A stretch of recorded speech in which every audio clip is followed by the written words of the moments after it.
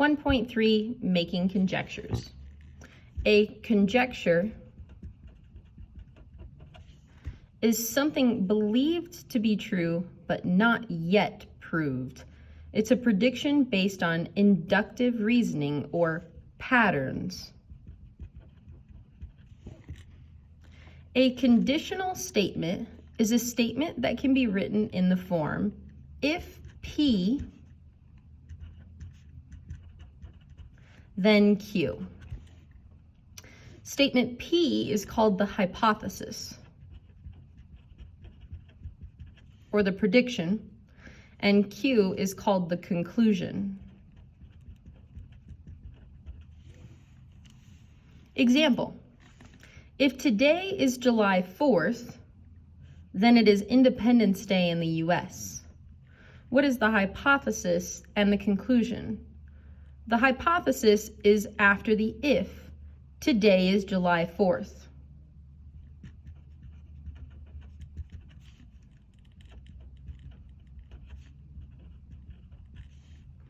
The conclusion is after the then.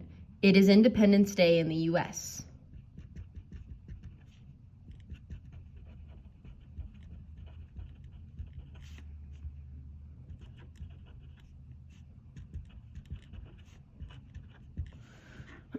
A conditional statement does not need to be true always. We like to make true conditional statements, but sometimes conditional statements can be false. So why don't you try writing your own conditional statement? Pause and write your own. My example conditional statement would be something like, if I wear a sweater,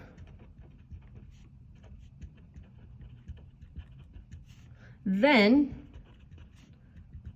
it is cold outside.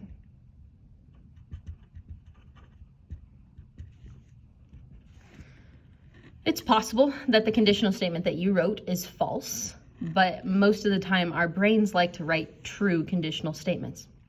So here are more examples. Identify the hypothesis and the conclusion, and then we're going to rewrite them as conditional statements. So these are just general statements, but not a conditional statement. So conditional has to have that hypothesis and conclusion portion. So cars with underinflated tires waste gasoline.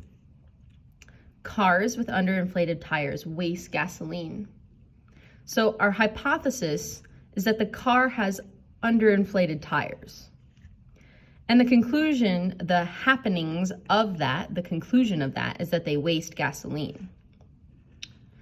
When we're talking about hypotheses and hypothesizing things and conclusions, you use one underline to say hypothesis and two underlines to say conclusion.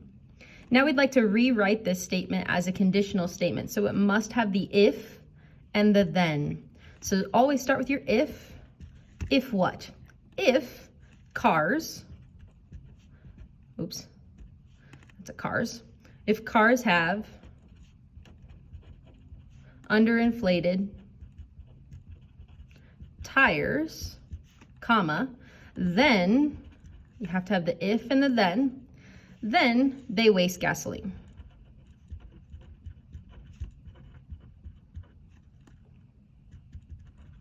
Period.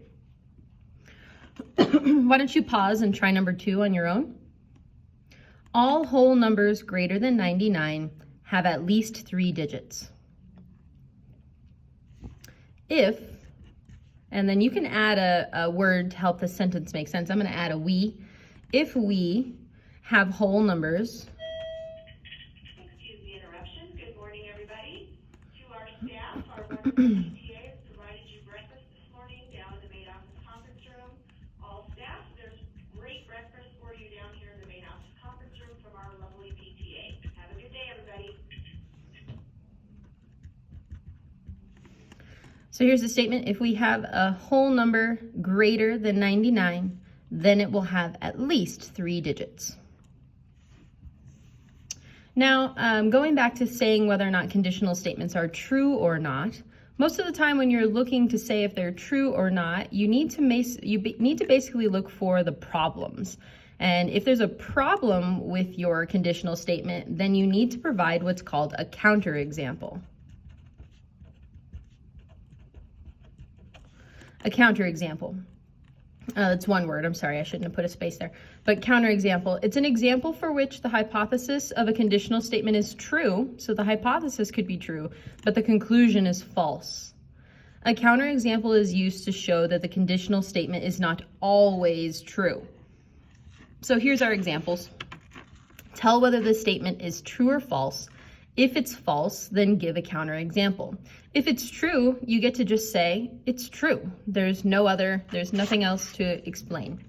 So here we go. If a number is odd, then it is prime.